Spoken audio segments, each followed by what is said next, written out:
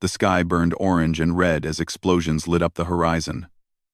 The moon, called Catharis 7, had become a graveyard. Thousands of soldiers from the Galactic Coalition lay dead in the mud and ash.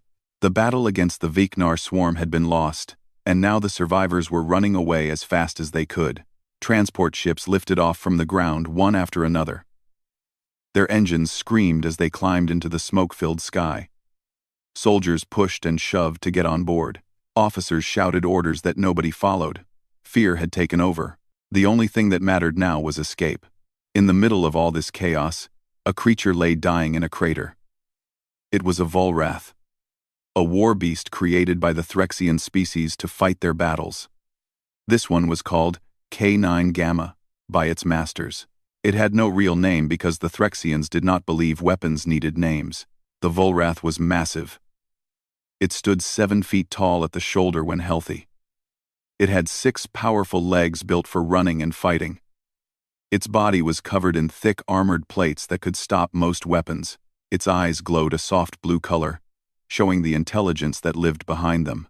The Threxians had designed the Volrath to be the perfect soldier, strong, fast, obedient, deadly, but now K9 Gamma was broken. Deep wounds covered its body. Green blood pooled beneath it, mixing with the gray mud of the battlefield. One of its legs was shattered. Burns marked its face where enemy acid had struck. The creature breathed in short, painful gasps. Its handler was dead. The Threxian soldier who controlled K9 Gamma through a mental link had been killed hours ago. The small device implanted in the Volrath's brain, the bond link, sparked and failed. Without the link, K9 Gamma should have gone mad with rage. That was how the Threxians designed them. A Volrath without a handler was supposed to be dangerous and uncontrollable, but K9 Gamma did not feel rage. It felt something else. Something the Threxians never expected their weapon to feel. It felt abandoned. It felt alone. It felt afraid. The creature lifted its head and watched the last transport ship prepare to leave. Threxian soldiers ran past the crater without even looking down. K9 Gamma made a sound, a low whine that was almost like a question. The soldiers did not stop. They did not care. A Threxian officer stood near the transport's ramp, checking names on a list. K9 Gamma recognized him. This was Commander Veth, the one who gave orders about which Volrath units would fight and which would rest. The creature called out again, louder this time. It was not a roar or a growl. It was a plea. Commander Veth looked toward the crater. His 4 eyes blinked slowly. For a moment, he seemed to consider something. Then he turned away and walked up the ramp. K9 Gamma watched the transport lift off. The wind from its engines blew dust and ash into the creature's wounds. The pain was terrible, but it was nothing compared to what K9 Gamma felt inside. Every species in the Coalition had left it behind. The Threxians who created it. The Corvani who fought beside it. The Meleks who healed other soldiers but never touched a Volrath. To them, K9 Gamma was not a living thing. It was equipment. Broken equipment that was not worth saving. The sky grew quiet as the last ships disappeared into the clouds. K9 Gamma was alone now. The only sounds were the crackling of distant fires and the clicking of Vecnar scouts moving through the battlefield. The enemy would come soon. They would find the creature and tear it apart. That was how the Vecnar worked. They ate everything they killed. K9 Gamma lowered its head to the mud. It was tired, so very tired. Maybe it was better to just close its eyes and wait for the end. No more fighting, no more pain, no more being used as a tool by creatures who saw it as nothing more than a thing. But something inside K9 Gamma refused to give up. Some small spark of will that the Threxians had never been able to remove. The creature lifted its head again and looked at the sky. It howled. The sound was long and filled with sorrow. It echoed across the empty battlefield like a cry for help that nobody would answer. Except someone did hear it. High above the moon, a small human ship called the Starlight Drifter was making a sweep of the area. It was looking for survivors. Even though the Coalition had ordered all ships to leave the sector, the humans on board did not like leaving people behind. It was not in their nature. Sergeant Danny Callahan sat in the pilot's seat, scanning the surface below. He was a man of 35 years, with tired eyes and strong hands. He had been a soldier for 15 years, and he had seen too many battles, but he had never learned to accept defeat easily. A signal appeared on his screen, a life sign. Something big was still alive down there. Danny frowned. The coalition had said there were no survivors. They had left in such a hurry that they had not even done a proper count. Typical. The aliens in the coalition were always quick to run when things went bad. He called to his crew. Katie Brennan, a young corporal with red hair and a kind face, came to look at the screen. So did Lucas Ortega, the team's medic, a quiet man who was better at fixing bodies than breaking them. Katie pointed at the signal. She asked what it was. Danny said he did not know. The reading was strange. Too big to be any soldier he knew of. Maybe it was one of those Volrath creatures the Threxians used. Lucas said the Threxians would not want them to rescue a Volrath. Those things belonged to the Threxians, and they were very protective of their weapons. Danny did not care what the Threxians wanted. Something was alive down there, and it was going to die if they did not help. He looked at his crew and asked a simple question. Were they willing to break the rules to save a life? Katie smiled and said that was what humans did best. Danny turned the ship toward the surface. The Starlight Drifter began its descent through the clouds of smoke and ash. Below them, K9 Gamma heard the sound of engines. The creature lifted its head one more time. A ship was coming down. A ship that did not belong to any species it recognized. For the first time since its handler died, K9 Gamma felt something new. It felt hope. The Starlight Drifter landed on a flat piece of ground about 200 meters from the crater. The engines powered down, and the ramp lowered with a soft hiss. Danny was the first one out, his rifle raised and ready. The battlefield smelled like burning metal and death. He had smelled it many times before, but it never got easier. Katie came out behind him, followed by Lucas with his medical bag. They moved quickly and quietly toward the signal on Danny's scanner. The ground was covered with bodies. Coalition soldiers. Vecnar drones. Equipment that would never work again. War had turned this place into a wasteland. They found the crater after a few minutes of walking. Danny stopped at the edge and looked down. What he saw made him catch his breath. The Volrath was huge. Even lying wounded in the mud, it was the biggest living creature Danny had ever seen. Its armored body was covered in wounds, and its blue eyes were dim with pain. Scattered around it were the bodies of at least 20 Vecnar drones. The creature had killed them all, while defending itself. Even dying, it had fought like a warrior. Katie moved forward without waiting for orders. Danny called out to her, telling her to be careful. He had heard stories about Volrath. They were supposed to be dangerous without their handlers. Unpredictable, violent, but Katie did not stop. She slid down into the crater and walked slowly toward the creature. The Volrath watched her with its glowing eyes. It did not growl or attack. It just watched, like it was trying to understand what this strange, small being wanted. Katie knelt in the mud next to the creature's massive head. She could feel heat coming from its body. She could hear its labored breathing. Up close, she could see that the wounds were very bad. This creature had suffered more than any living thing should have to suffer. She did something then that surprised everyone, including herself. She placed her hand gently on the Volrath's head, between its eyes. The armor there was cracked and warm. The creature flinched at first, but it did not pull away. Katie spoke softly. She told the creature that they were not going to leave. She told it that they had come to help. She did not know if it could understand her words, but she hoped it could understand her meaning. The Volrath made a sound. It was not a growl or a roar. It was something softer, almost like a sigh. The tension in its massive body seemed to ease just a little. Its blue eyes focused on Katie's face, and something passed between them.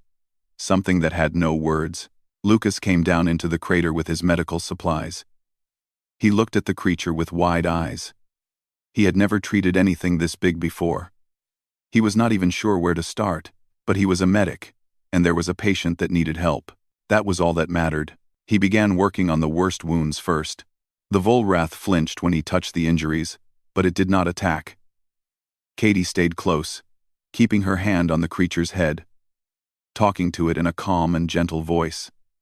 She told it about Earth, about green forests and blue oceans, about dogs and cats and the animals that humans had loved for thousands of years. Danny stood guard at the edge of the crater.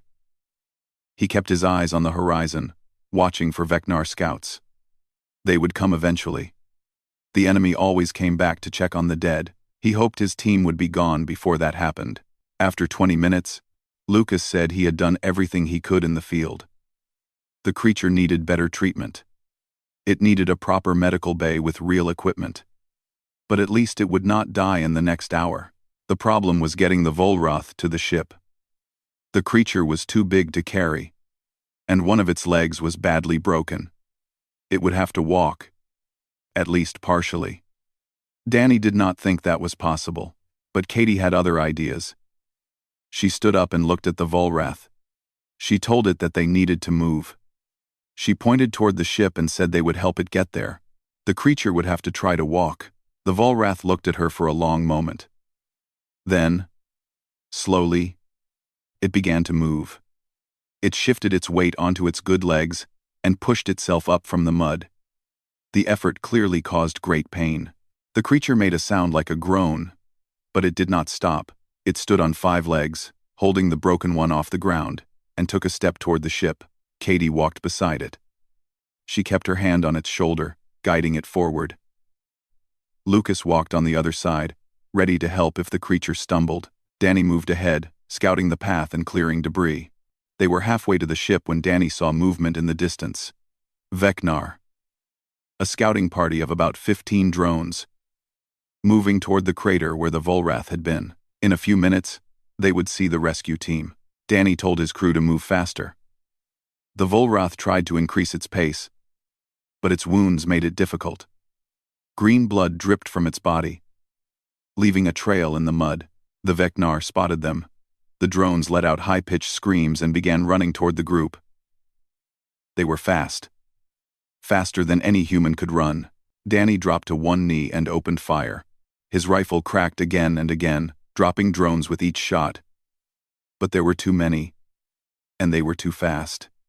He could not stop them all. Katie looked at the Volrath. She saw something change in the creature's eyes.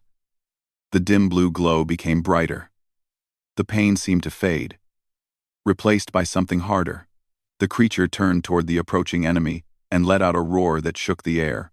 For a moment, Danny thought the Volrath was going to charge at the Vecnar and die fighting. But it did not. Instead, it placed itself between the humans and the enemy. It became a shield, using its massive armored body to protect the small beings who had shown it kindness. The Vecnar reached them. They tried to go around the Volrath, to get to the humans, but the creature would not let them. It struck with its claws and teeth, killing drones that got too close. It took hits that would have killed any of the humans instantly, but it kept fighting. It kept protecting. Danny grabbed Katie and pulled her toward the ship. Lucas ran beside them. Behind them, the Volrath held the line, buying them time with blood and pain. They reached the ship and lowered the cargo ramp. Danny turned back and shouted at the Volrath, telling it to come. The creature heard him. With a final swipe of its claws, it broke away from the remaining drones and limped toward the ship. The Volrath collapsed onto the cargo ramp just as Lucas hit the button to close it. The Vecnar threw themselves at the ship, clawing at the metal, but they could not get through. Danny ran to the cockpit and fired up the engines. The Starlight Drifter lifted off the ground, throwing the attacking drones away like leaves in the wind. As the ship climbed into the sky, Katie knelt beside the Volrath. The creature was barely conscious. Its wounds had reopened, and it was bleeding badly again. But its blue eyes found Katie's face, and it made that soft sound again, that sigh of something that might have been gratitude. Katie smiled at it, even though tears were running down her cheeks. She told the creature it was safe now. She told it that everything would be okay, And for the first time in its existence, the Volrath believed that might actually be true. The space station called Horizon's Edge was the largest coalition base in the sector. Thousands of soldiers and civilians from a dozen different species lived and worked there. Ships came and went at all hours, bringing supplies and taking away the wounded. It was a place of order and rules, where every species knew its place in the great machine of war. When the Starlight Drifter docked at the station, Danny knew there would be trouble. He had broken orders by going to Catharis 7. He had broken more orders by bringing back a Threxian war beast, but he did not care about orders. He cared about doing the right thing. The medical team that met them at the docking bay stopped cold when they saw the Volrath. Nobody wanted to touch it. Nobody wanted to treat it. These were coalition medics who helped every species. But they drew a line at creatures like this one. Katie refused to leave the Volrath's side. She demanded that someone help the creature. She reminded them that they were supposed to be healers. A life was a life, no matter what form it took. Finally, Lucas took charge. He was not the most senior medic on the station, but he was the one who had kept the creature alive this long. He gave orders and people started moving. They loaded the Volrath onto a heavy transport cart and took it to the medical wing. Word spread quickly through the station. The humans had rescued a Volrath. The Threxians were not happy about it. Commander Samantha Reyes was the human liaison officer on Horizon's Edge. She was a woman of 50 years, with gray hair and sharp eyes. She had spent her life working with alien species, trying to build bridges between different cultures. It was difficult work, but she believed in it. She was in her office when the Threxian ambassador arrived. His name was Vetharan, and he was tall and thin like all Threxians. His 4 eyes glowed with anger as he entered the room. He did not wait for permission to speak. He demanded to know why humans had taken Threxian property. The Volrath designated K9 Gamma belonged to the Threxian military. It was not a person or a patient. It was equipment, damaged equipment that should have been left to die. Samantha listened calmly. She had dealt with Vetharan before. He was not a bad person by Threxian standards. He was simply following the values of his culture. To the Threxians, the Volrath were tools. Very expensive, very effective tools, but tools nonetheless. She asked the ambassador what he wanted them to do with the creature now. Vetharan did not hesitate. He wanted it euthanized. The creature's bond link was damaged beyond repair. Without the link, a Volrath could not be controlled. It was a danger to everyone on the station. The kindest thing to do was end its suffering quickly and cleanly. Samantha thought about this for a moment. Then she said no. The ambassador was shocked. He was not used to humans refusing Threxian requests. The Threxians were one of the most powerful species in the coalition. They provided weapons and technology that the war effort needed badly. To refuse them was to risk losing their support. Samantha stood up from her desk. She walked to the window and looked out at the stars. She told the ambassador that humans saw things differently. To humans, every life had value. The Volrath was not just a tool. It was a living creature that could feel pain and fear and hope. The humans had seen this with their own eyes. They would not kill something that had done nothing wrong. Vetharan's eyes narrowed. He warned her that there would be consequences. The Threxian delegation would file a formal complaint. There could be sanctions against the human contingent. The humans might find themselves with fewer friends in the coalition. Samantha turned back to face him. Her voice was calm but firm. She said that if the coalition expected humans to abandon the wounded and kill the helpless, then perhaps humanity had joined the wrong alliance. There were some prices that humans were not willing to pay. Their souls were one of them. The ambassador left without another word. Samantha sat back down and rubbed her tired eyes. She knew she had made a powerful enemy today, but she also knew she had made the right choice. In the medical wing, Katie sat beside the Volrath. The creature was asleep now, sedated by Lucas so that the medical machines could do their work. Tubes and wires connected it to devices that monitored its life signs. The wounds were being treated with advanced healing compounds. The broken leg was being reconstructed with metal and synthetic bone. Katie watched the creature breathe. In sleep, it looked almost peaceful. The fierce war beast that had killed so many Vecnar seemed gentle now, vulnerable. She started calling it Max. She did not know why that name came to her. It just felt right. Max was a name for a companion. A friend. Not a designation like K9 Gamma. Lucas came to check on his patient. He told Katie that the creature was stable. It would survive, though recovery would take time. The bond link in its brain was definitely broken, but Max seemed to be functioning normally without it. That surprised Lucas. According to Threxian science, a Volrath without a bond link should be mindless and aggressive. Max was neither. Katie said maybe the Threxians did not know as much as they thought they did. Maybe they had created something more complex than they realized. Over the next few days, Katie spent every moment she could with Max. She talked to him even when he was unconscious. She read to him from human books. She played music for him on her small personal device. She did not know if any of it helped, but she wanted Max to know that someone cared. When Max finally woke up, he looked directly at Katie. His blue eyes were clear now, no longer clouded with pain. He made a sound that Katie had come to recognize. It was his way of saying hello. She smiled and placed her hand on his head. She told him good morning. She told him he was safe. She told him he was home. Representatives from other coalition species came to observe the creature. The Corvani were disgusted that humans wasted resources on a weapon. The Melux were curious but kept their distance. Only the humans treated Max like he mattered. Word reached Samantha that some species were calling for the humans to be disciplined. They said the humans were too emotional, too attached to things that did not deserve attachment. The Threxians had even suggested that humanity might not be suited for membership in the coalition. Samantha gathered her officers for a meeting. Danny was there, along with Katie and Lucas. She told them the situation was serious. Their actions had put humanity's position in the coalition at risk. Danny spoke up. He said he did not regret what he had done. Leaving Max to die would have been wrong. If the coalition punished them for saving a life, then the coalition was not worth belonging to. Katie agreed. She said Max was proof that there was more to the Volrath than the Threxians admitted. The creature was not a mindless weapon. It had feelings. It had a soul. The humans were the only ones who bothered to see it.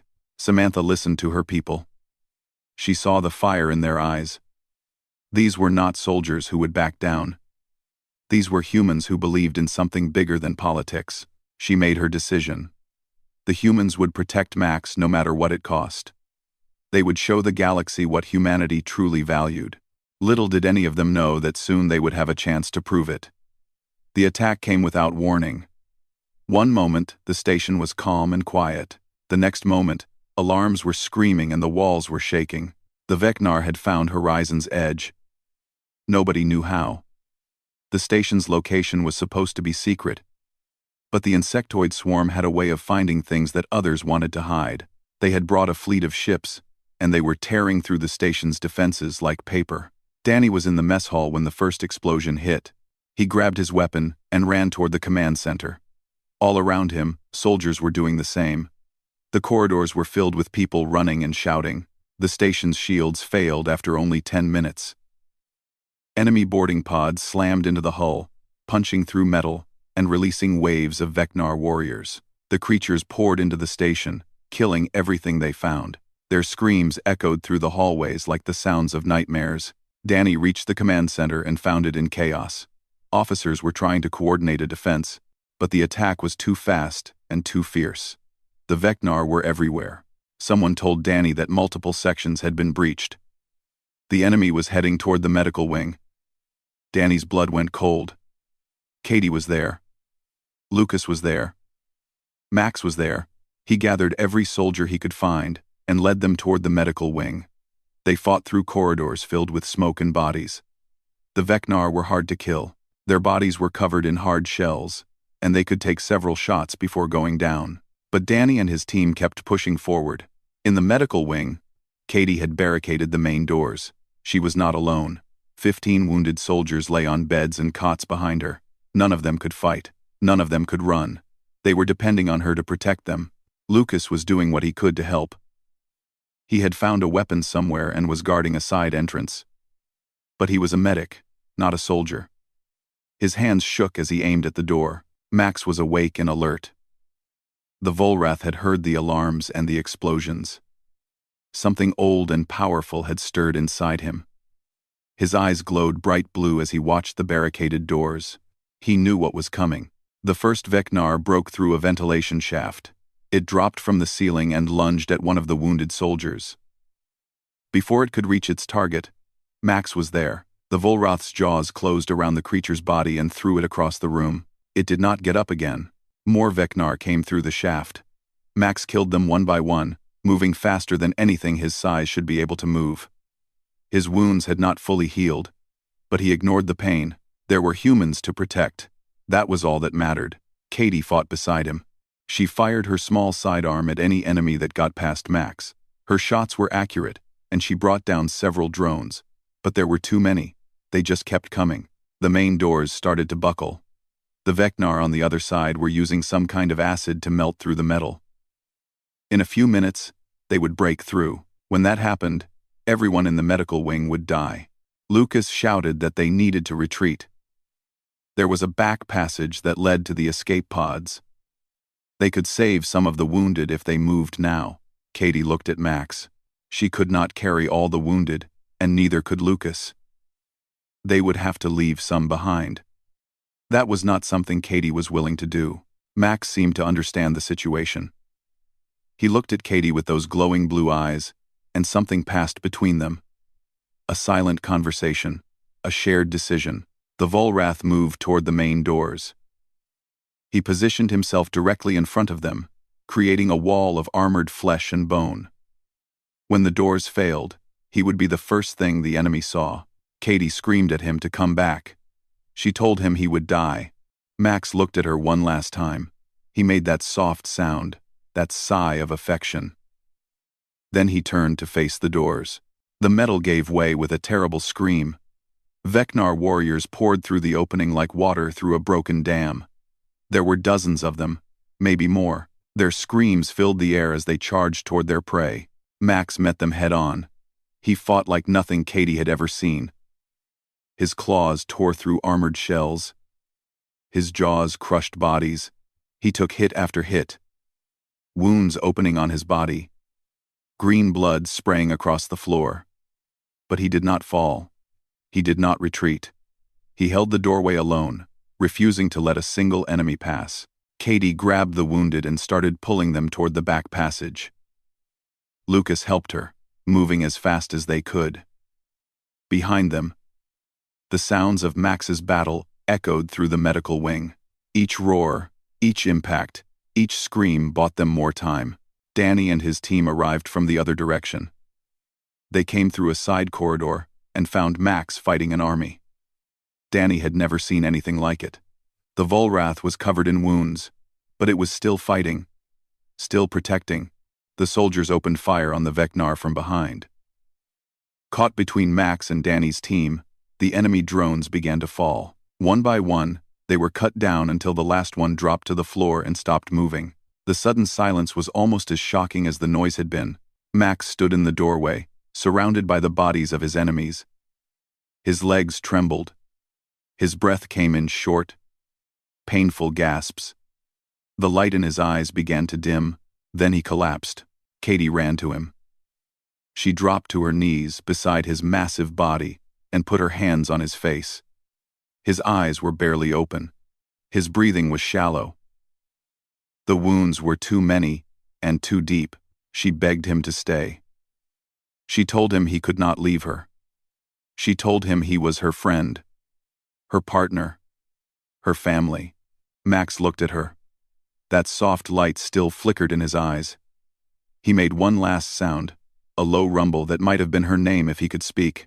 Lucas was already working, trying to stop the bleeding, trying to keep the great heart beating.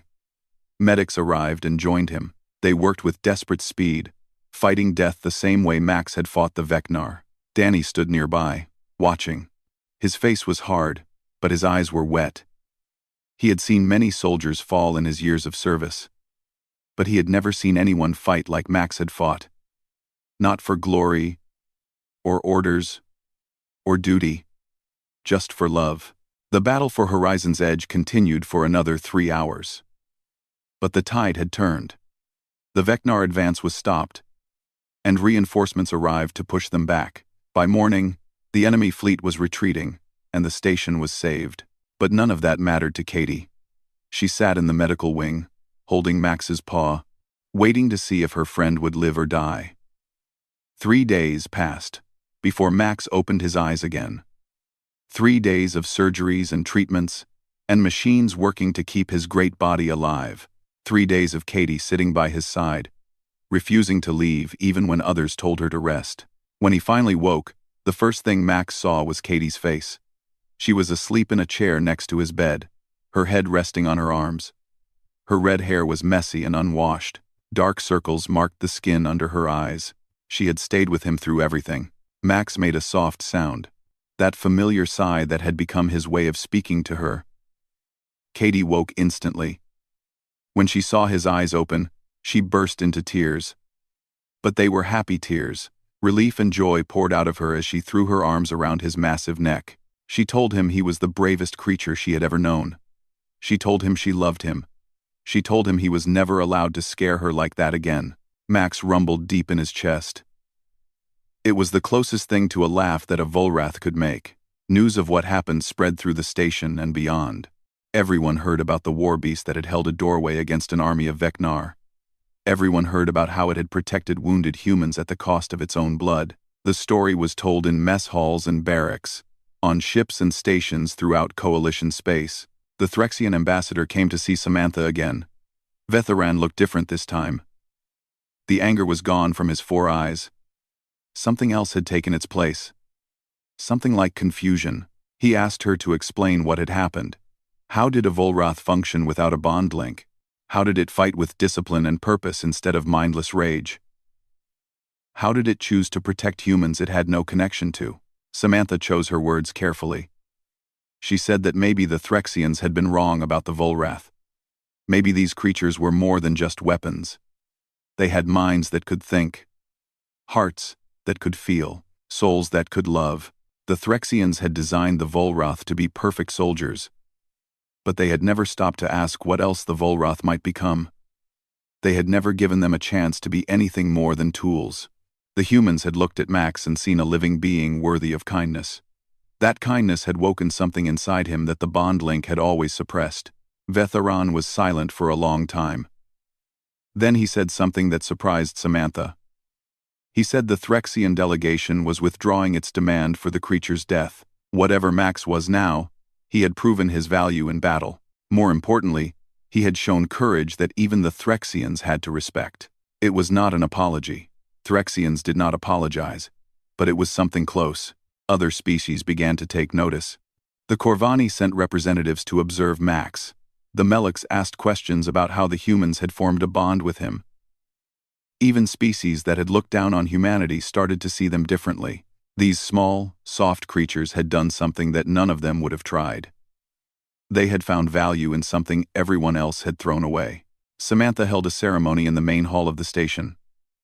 She presented Katie with a commendation for bravery. Danny and Lucas received the same. But the biggest honor went to Max himself. The Volrath stood in the center of the hall, surrounded by hundreds of soldiers and civilians from every species in the coalition. He was still healing, but he stood tall and proud. Beside him was Katie, her hand resting on his shoulder. Samantha spoke to the crowd.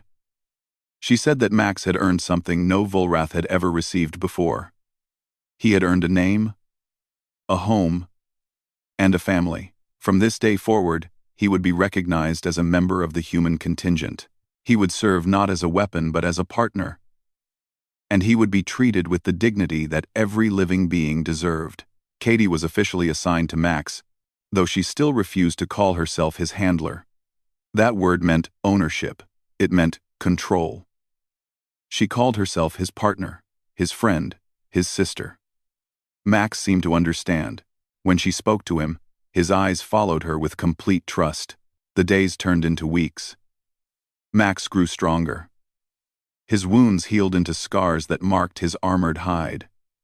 He learned to walk the corridors of the station without frightening people. He learned that not all beings wanted to hurt him.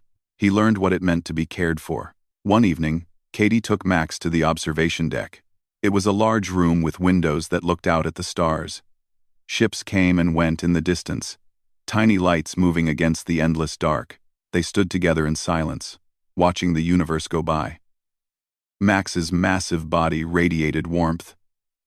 Katie leaned against him, feeling safe in a way she had never felt before. Danny found them there. He walked up and stood beside them, looking out at the stars. He said the galaxy kept underestimating humans. Other species thought humanity was weak because they were small. They thought humans were foolish because they cared about things that did not seem to matter. But time after time, humans proved them wrong. Katie smiled. She scratched behind Max's massive ears, and the Volrath made that rumbling sound of contentment. She said maybe that was humanity's greatest weapon. Not strength or technology. Not ships or soldiers. Just the stubborn refusal to give up on anyone. Danny nodded. He said the galaxy was a hard place. It was full of species that had learned to survive by being cold and practical.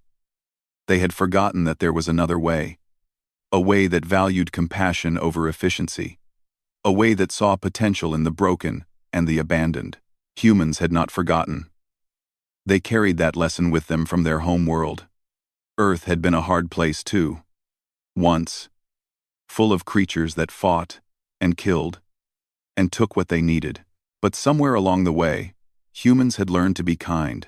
They had learned to love creatures that were different from them. They had built bonds with wolves and cats and horses. They had turned enemies into friends. Now they were doing the same thing on a larger scale. One creature at a time. One connection at a time. Changing the galaxy not through force but through compassion. Max looked at Danny with those glowing blue eyes. The Volrath could not speak, but his meaning was clear. He was grateful. He was loyal. He would stand with these strange, small beings for as long as he lived. Danny reached out and placed his hand on Max's shoulder. He told the Volrath that he was one of them now. Whatever came next, they would face it together. The three of them stood there as the stars turned slowly outside the window. Behind them, the station hummed with life. Species who had once ignored each other were starting to talk. Ideas were being shared. Walls were coming down. It would take time. The galaxy was vast, and old habits died hard. But change had begun. A single act of kindness had started a ripple that would spread outward in ways no one could predict. And at the center of it all was a creature who had been left to die on a battlefield. A creature who had learned that not all beings were cruel. A creature who had found something worth fighting for. Max was home.